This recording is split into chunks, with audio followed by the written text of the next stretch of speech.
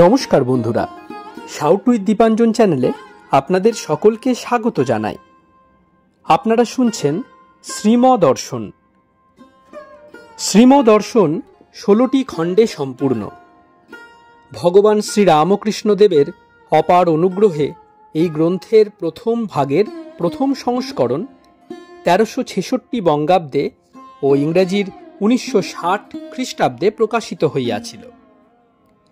তদবধি ভক্তগণের চাহিদাতেই একের পর এক সংস্করণ প্রকাশ করা সম্ভব হইতেছে।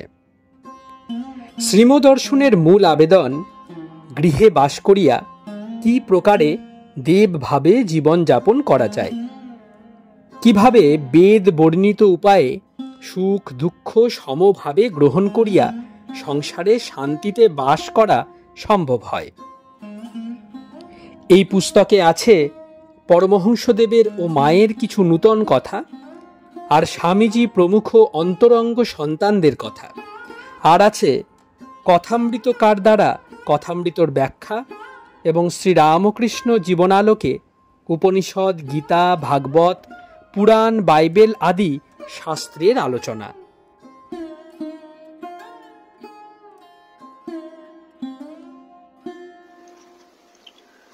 স্বামী নিত্যাত্মানন্দ বিরচিত শ্রীমদর্শনের আজ 48তম পর্ব। চলুন আজকের পর্বটি শুরু করা যাক।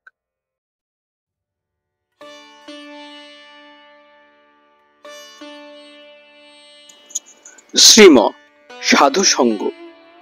তিনি সাধু সঙ্গ করবেন, এটা হলো ধর্মজীবনের প্রারম্ভ। এক ধনী ব্যক্তিকে যিশু বলেছিলেন, আমার সঙ্গে থাকতে হলে সব ছাড়তে হবে।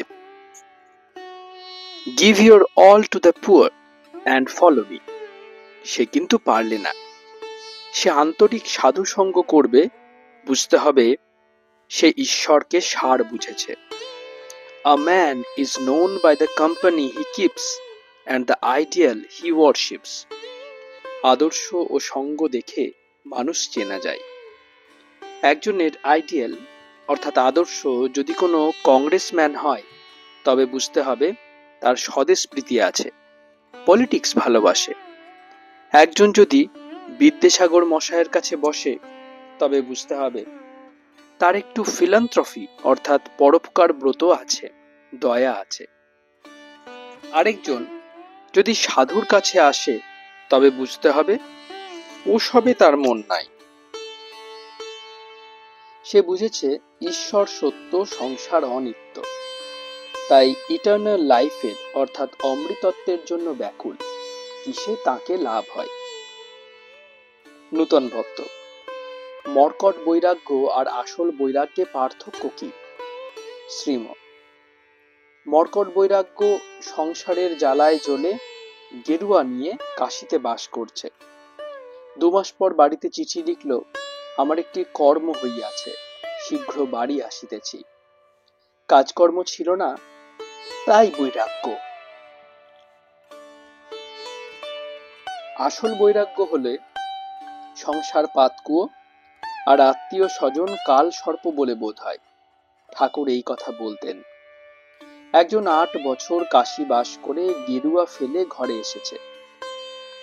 ভাত দিতে দেরি হওয়ায় পরিবারের সঙ্গে রাগ করে বৈরাগ্য। এই বৈরাগ্য ধোপে টেকে না। ঈশ্বরে অনুরাগ ঠিক ঠিক হলে সংসারে বিরাগ হয়। দ্বিতীয় ভক্ত, আচ্ছা, লোকে খামোখা মিথ্যা কথা বলে কেন?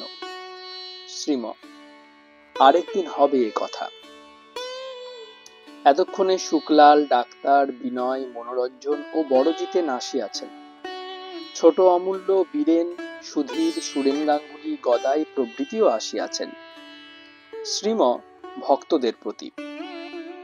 এমনও শোনা যায়, যেমন নাগ মহাশয়, বিয়ে হয়েছে, ঘরে যুবতী ভার্যা, কিন্তু তাকে গ্রহণ করলেন না। এক ঘরে বাস, কিন্তু গ্রহণ করেননি। এসব সিদ্ধ পুরুষের হয়, মহাপুরুষদের। প্রথম বিয়ে হলো, স্ত্রীর বয়স বছর 16, ওই রকম গ্রহণ করেননি। দ্বিতীয়বার আর বিয়ে করবেন না, ঘরে মা নাই, বাবা কাঁদছেন ছেলের বিয়ের জন্য। জানতে পেরে বাবাকে বললেন বিয়ে করবেন। বিয়ে করলেন, কিন্তু ওই দেহ সম্পর্ক নাই। এ কামের হাত থেকে মহাপুরুষ ছাড়া কে এভাবে নিষ্কৃতি পায়? যীশু খ্রিস্ট তাই বলেছিলেন, who are married let them live as they were not married. ঘরে স্ত্রী, কিন্তু গ্রহণ করছেন না, কি মনের জোর! শ্রীম বীরেনের প্রতি দশরথের নিকট একজন ঋষি এসেছেন। বলছেন, মহারাজ, আপনি বহু রাজ্য জয় করেছেন সত্য, কিন্তু একটি জিনিস এখনো বাকি আছে। দশরথ বললেন, সেটি কি? ঋষি উত্তর করলেন, আপনি কাম জয় করেছেন কি? দশরথ বললেন, না। ঋষি বললেন, তাহলে আর কি করেছেন? গুচ্ছের রাজ্য জয় করলে শুধু কি হবে? যে কাম জয় করেছে সেই যথার্থ বিজয়ী। শ্রীম মোহনের প্রতি নেপোলিয়ন সেন্ট হেলেনাতে শেষ সময়ে এই কথাই বলেছিলেন, সিজার, আলেকজান্ডার ও আমি কি করলুম? দুদিনের জন্য রাজ্য জয়, কিন্তু যিশুর বিজয় চিরকাল থাকবে।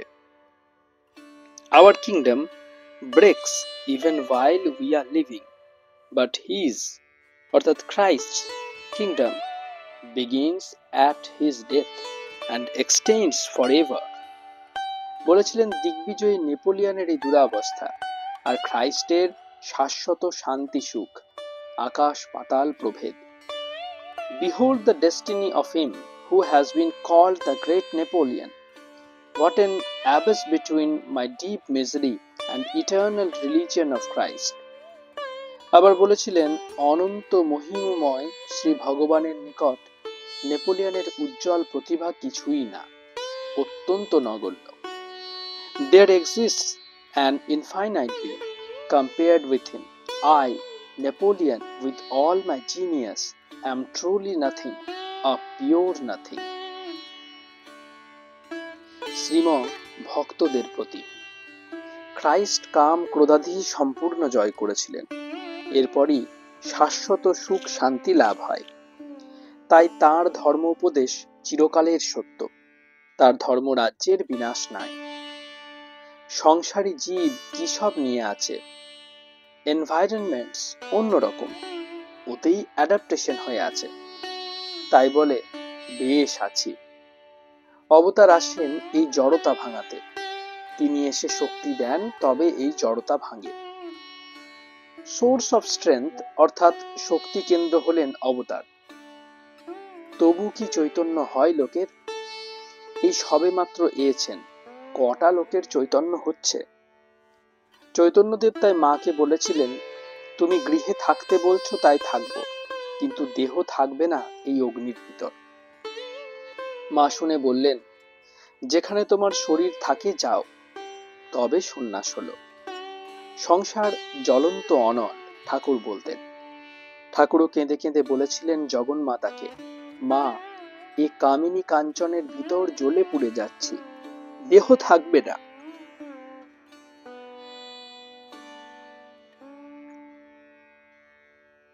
শ্রীম ডাক্তারের প্রতি আজকাল কত সুবিধা, মঠ এত কাছে, আবার ঠাকুর স্টিমার করে দিয়েছেন, কত ভালো ভালো লোক আছে মঠে, বিএ এমএ অনেক আছে।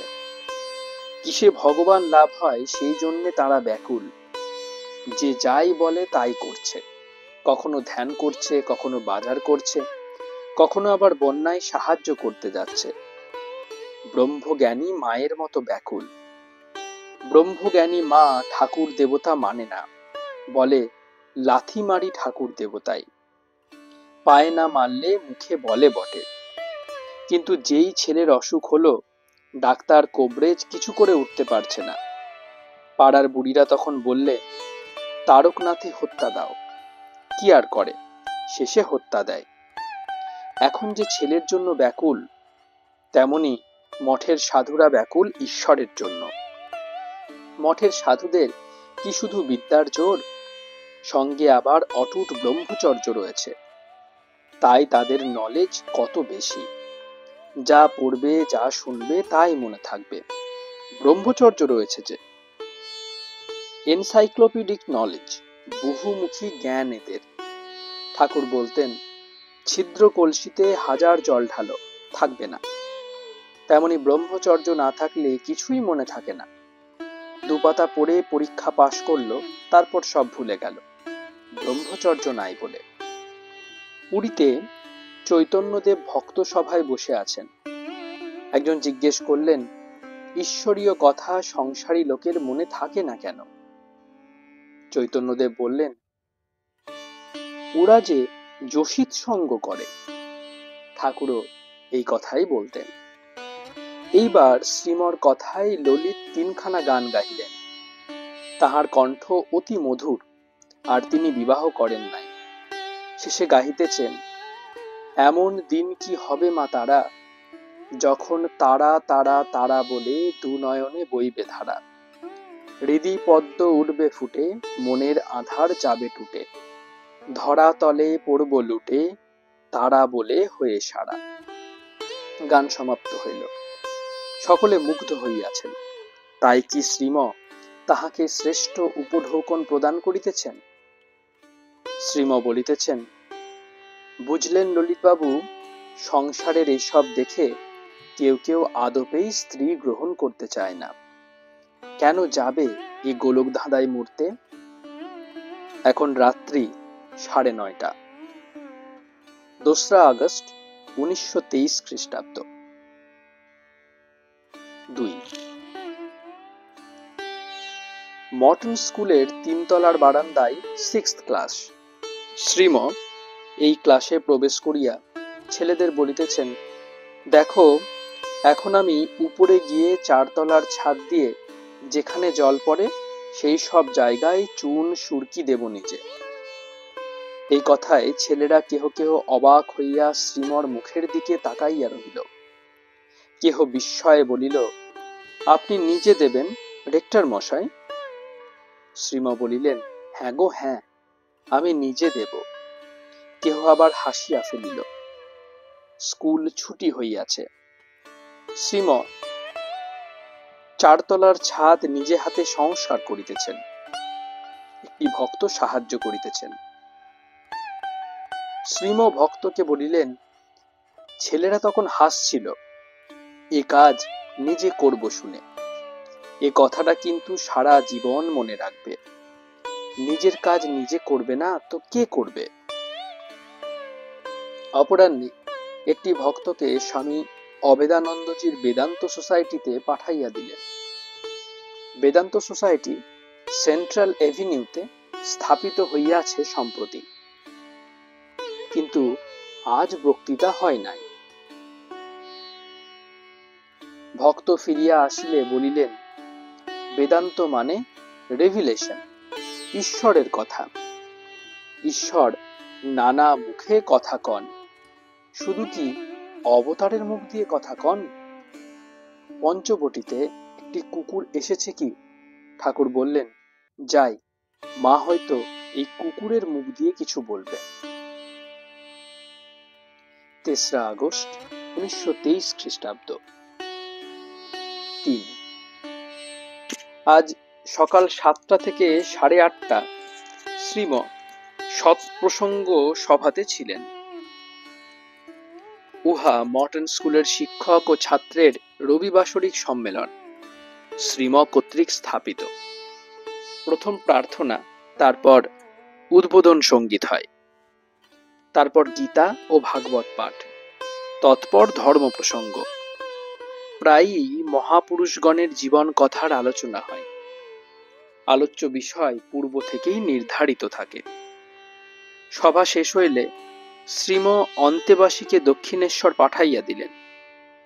ইনি সন্ধ্যা 7টায় ফিরিয়া আসিলেন। তাহার নিকট হইতে দক্ষিণেশ্বরের সকল সংবাদ জিজ্ঞাসা করিতেছেন।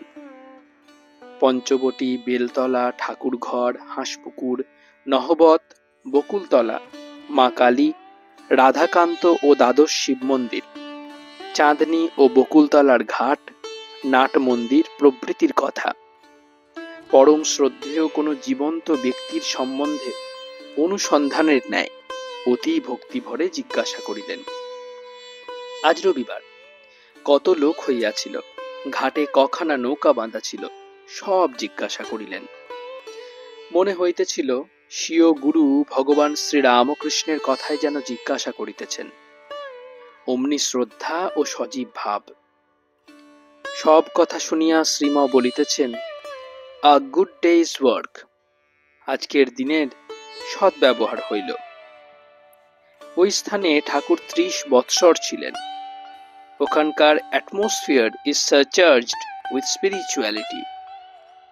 ওখানকার বাতাবরণ ধর্মভাবে ওতপ্রোত। দোতলার সিঁড়ির বাম পার্শ্বের ঘরে শ্রীম উপবিষ্ট। সন্ধ্যার ধ্যানাদি শেষ হইয়াছে। ঘরের মেঝেতে ভক্তগণ বসা। 2 জিতেন, ডাক্তার, বিনয় ও ছোট অমূল্য আসিয়াছেন। অনেকদিন পর হিলিং বামের দুর্গাপদ আসিলেন। শচী, অমৃত, বীরেন, গদাই, মনোরঞ্জন ও ছোট নলিনীও রহিয়াছেন। আরও কেহ কেহ আছেন। শ্রীম মোহনের প্রতি। বেদান্ত সমিতিতে কি সব কথা হলো? মোহন, অবেদানন্দ মহারাজ বললেন, আত্মার সুখ দুঃখ নাই, লাভালাভ নাই। ধর্মের 2টি ভাগ আছে, একটি নন এসেন্সিয়াল আর একটি এসেন্সিয়াল, অর্থাৎ অসার ভাগ আর সার ভাগ। আর বললেন, জগৎ চৈতন্যের সহিত জীবের খণ্ড চৈতন্যের যোগ করে দেওয়া, এটা হলো প্রবলেম অফ লাইফ, জীবন সমস্যা। শ্রীম, ঠাকুর কিন্তু বলতেন তপস্যা চাই, 1000 বই পড়ো আর যাই করো, নির্জনে তপস্যা না করলে কিছুই বোঝা যায় না। ভারতের লোক ধন্য এখানে জন্মেছে বলে। এদের কাছে শুধু পাণ্ডিত্য কাজ করতে পারে না, ও সব ও দেশে, ওয়েস্টে। এখানকার কথা তপস্যা করো। কেশব সেন বক্তৃতা দিচ্ছিলেন খুব। আমরা তখন স্কুলে পড়ি, 2nd ক্লাসে। ইংরেজি ভালো বুঝতে পারি না, তবুও সন্ধ্যায় লেকচার হবে আর আমরা 3টের সময় গিয়ে বসে থাকতাম। ইংরেজি কি তোড়! ফেরার পথে রাস্তায় সব বলাবলি করছে, বুঝি নাই এক বিন্দু, কিন্তু বলছেন খুব। সকলের হাস্য। বক্তৃতা যেন নিরস। ওমা, এরপর যখন ঠাকুরের কাছে গেলুম, তখন দেখি প্রত্যেকটা কথা রসে মাখানো। প্রাণ শীতল হয়ে যায় শুনলে। শ্রীম ভক্তদের প্রতি। শাস্ত্রাদি পড়া, তাতেও বিপদ আছে। ঠাকুর বলতেন, শাস্ত্রে চিনিতে বালিতে মিশানো থাকে, শুধু চিনি বেছে কে দেবে তোমায়? সব খাও, অসুখ করবে। শাস্ত্র ব্যাখ্যা করতে আসেন অবতার। তার কথার সঙ্গে মিলিয়ে পড়া, যা মিলবে তা নেওয়া, যা মিলবে না তা ত্যাগ করা। যারা লোক শিক্ষা দেবে তাদের একটু একটু জানা ভালো। এসব ঢাল তরোয়াল অপরকে মারতে হলে কাজে লাগে, নিজের জন্য ঠাকুরের একটি মহাবাক্য যথেষ্ট। শ্রীম দুর্গাপদর প্রতি। কাঁচা মনের অনেক ভয়। নিষ্কাম কর্ম করতে গিয়ে অনেকে বাধা পড়ে যায়। কর্মযোগ কঠিন। মঠে শুনতে পাই অনেকে ছটফট করে, কখন অবসর হবে তাকে ডাকবার। অনেক কাজ কিনা। অনেক সময় মানুষ ঘটকালি করতে গিয়ে নিজেই বিয়ে করে ফেলে। ঘটকালি মানে পরোপকার। এ করতে গিয়ে নিজে বাধা পড়ে যায়। কত বড় ভয় কাঁচা মনের। তাই দেখতে পাই মঠের ওরা যেই একটু অবসর হলো অমনি ছুটে পালালেন। একজন গিয়েছেন দেরাদুনের দিকে, নির্জনে তাকে ডাকবেন বলে। নির্জনে গেলে তবে ধাত ঠিক থাকে, ঠাকুর বলতেন। আর বলতেন, তার কৃপা হলে বেদ বেদান্ত আপনা থেকে জানা যায়। মা আমাকে সব দেখিয়ে দিয়েছেন। নেহাত সুবিধা না হলে যে অবস্থায় থাকা যায় সেই অবস্থায় তাকেই দেখে যেতে হয়। অফিসে কর্ম করছে একজন, সে যদি ভাবে পরিজনদের শান্ত করবার জন্য আমার এ কর্ম। এরা শান্ত হলে সম্পূর্ণ মন দিয়ে তাকে ডাকবার অবসর হবে। এই ভেবে করলেও কর্মযোগ হয়, উদ্দেশ্য ঈশ্বর লাভ। যেই অবসর হলো অমনি নির্জনে গিয়ে তাকে ডাকা।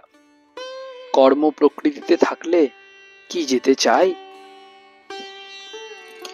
গুরু ইচ্ছা করেন তুমি ওই পথেই তাকে লাভ করো। অত বড় উত্তম অধিকারী অর্জুন, তাকেই কর্ম করতে হলো। সংকেত বলে দিছিলেন, আমার জন্য করো, তাতে তোমার বন্ধন হবে না। কিন্তু তপস্যা চায়, মাঝে মাঝে নির্জনে যাওয়া উচিত। ভক্তগণ সকলে বিদায় লইয়াছেন, ডাক্তার বীরেন প্রভৃতি রহিয়াছেন। এখন রাত্রি 9:30। বারান্দায় দাঁড়াইয়া শ্রীম ডাক্তারকে বলিতেছেন, সংসারে থাকতে হলে গৃহপালিত পশুদের আপনার সন্তানের মতো দেখতে হয়। ঘোড়াটা মূল্য ভারী, মর্মান্তিক ভাবে, এতে গৃহস্বামীকে দোষ স্পর্শ করে। সংসার করা কি মুখের কথা? এলোমেলো হলে হবে কেন? এর চাইতে সংসার ছেড়ে দেওয়া ভালো। বীরেন, আমরা কি সংসারের উপযুক্ত? শ্রীম, ঠিক বলেছেন। পাকা খেলোয়াড় হলে তবে সংসার করা যায়। ঠাকুর বলতেন, গড়ের মাঠে 8 আনার সিটে বসে ভক্তদের সঙ্গে সার্কাস দেখলেন ঠাকুর। বাইরে এসে বলেছিলেন, দেখো বিবি অত অভ্যাস করে তবে চলন্ত ঘোড়ার উপর এক পায়ে দাঁড়িয়ে থাকে।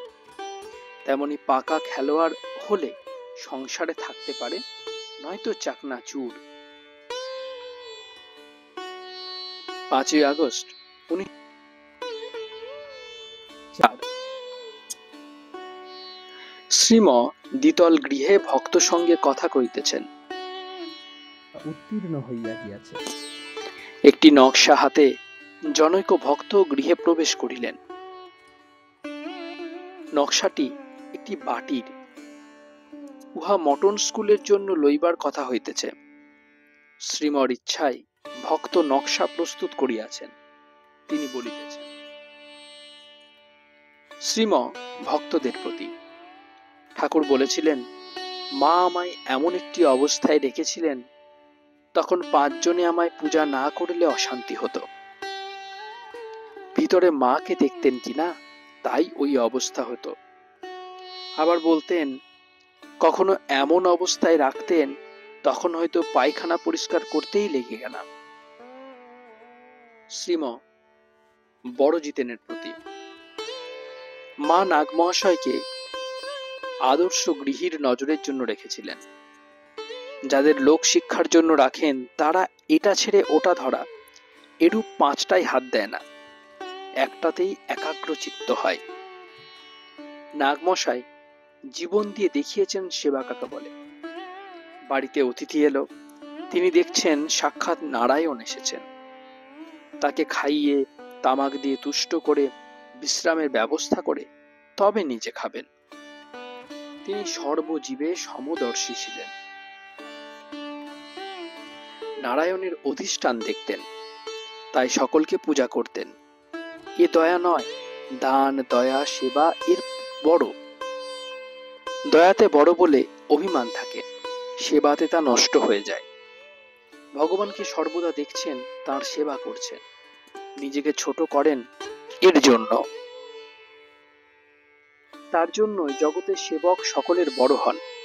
চণ্ডীতে এই কথাই আছে, যারা ভগবানের কাছে ছোট তারা জগতের আশ্রয় শ্রেষ্ঠ ব্যক্তি।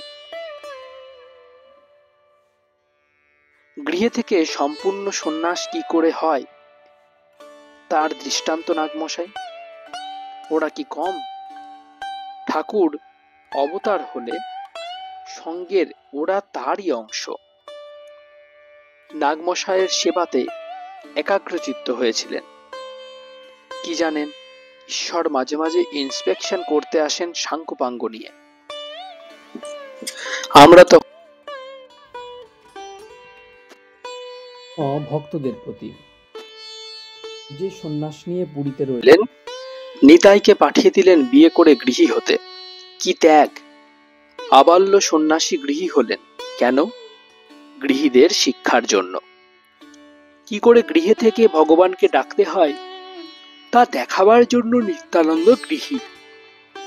গৃহকে কাজলের ঘর বলতেন ঠাকুর। এখানে থাকলে একটু অন্য রকম হয়। কোথায় সন্ন্যাসীর মুক্ত জীবন আর কোথায় গৃহী।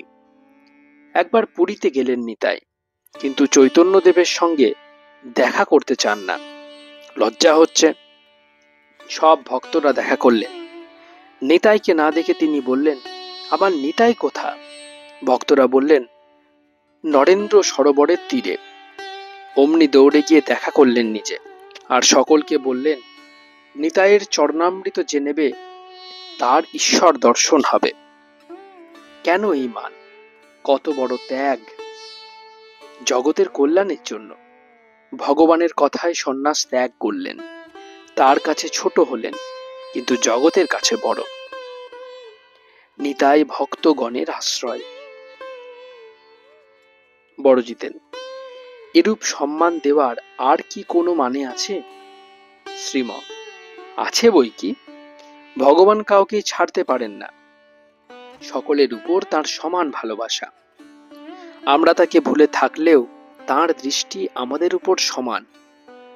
তবে তো সংসারীরা সাহস পাবে। তাহলেই একেবারে ডুবতে পারবে না সংসারে। এই মনে করবে যে আমরা ভুললেও তিনি ভোলেন না আমাদের। যেমন নিতাইকে ভুলতে পারেন নাই, তাই খ্রাইস্ট বলেছেন, For he make his sun to rise on the evil and on the good. সূর্যের ন্যায় তার করুণা সকলের উপর সমান। শ্রীম ভক্তদের প্রতি। রামচন্দ্র রাজদরবারে বসে আছেন, নারদ গিয়ে উপস্থিত। রাম সীতা সিংহাসন থেকে নেমে অমনি সাষ্টাঙ্গ প্রণাম করলেন, আর স্তব করে বলতে লাগলেন, প্রভু, আপনারা জগৎগুরু সন্ন্যাসী, লোক শিক্ষার জন্য গৃহীকে দর্শন দেন। নারদ উত্তর করলেন, রাম, আমার কাছে গোপন করা চলবে না। আমি জানি তুমি কে। তুমি পরব্রহ্ম, তারক ব্রহ্ম। ইদানিং নরদেহ ধারণ করে এসেছ রাবণ বধের জন্য। রাম মুচকি হাসলেন। তাইকে কেন এই সম্মান করলেন? নারদই বা কেন রাম সাষ্টাঙ্গ করলেন? কারণ তিনি করলে অপরেও করবে, অপরে করলে উদ্ধার হয়ে যাবে। আপনি আচারী ধর্ম জীবেরে শিখায়। তাই আমাদের উচিত তিনি যা বলেন ও করেন তা পালন করা। তিনি আমাদের জন্য ভাবছেন বেশি, আমরা তার হাতে। রমণী গাহিতেছেন, আশুতোষ শিবশঙ্কর ভোলা, আধো চাঁদ ভালে কপাল কুণ্ডল, কণ্ঠে হলাহল ফণীন্দ্র তোলা, বিভূতিভূষণ বৃষ বড় বাহন, বাগাম্বর ধর ডমরী বাদন, বব উত্থলে ঘন, কল কল খল খল উত্থলে গঙ্গা। কলিকাতা, 6ই আগস্ট 1923 খ্রিস্টাব্দ। 21শে শ্রাবণ 1330 সাল, সোমবার, শুক্লা দশমী।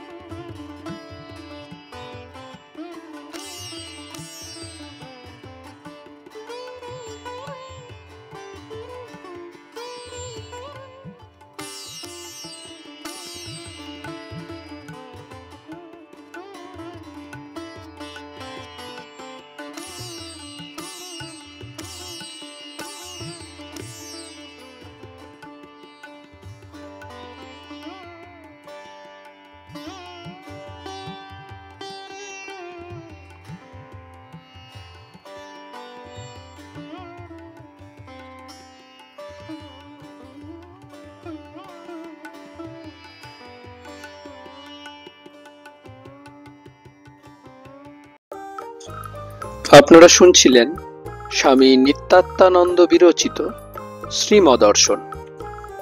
আজ ৪৮তম পর্বটি আপনাদের কাছে পরিবেশন করলাম। আমাদের ভিডিওগুলি কেমন লাগছে আমাদের জানান। কোনো সাজেশন থাকলে নির্দ্বিধায় জানাতে পারেন। আমাদের ভিডিওগুলি আপনাদের বন্ধু বান্ধব ও পরিবার পরিজনদের মধ্যে শেয়ার করে দিন। ভিডিওগুলি লাইক করুন। শাউট উইথ দীপাঞ্জন চ্যানেলটি সাবস্ক্রাইব করে দিন এবং প্রতিনিয়ত আপডেট পাওয়ার জন্য অবশ্যই বেল আইকনটি প্রেস করে দেবেন। অনেক অনেক ধন্যবাদ। নমস্কার, ভালো থাকবেন। জয় ঠাকুর, জয় মা, জয় স্বামীজি।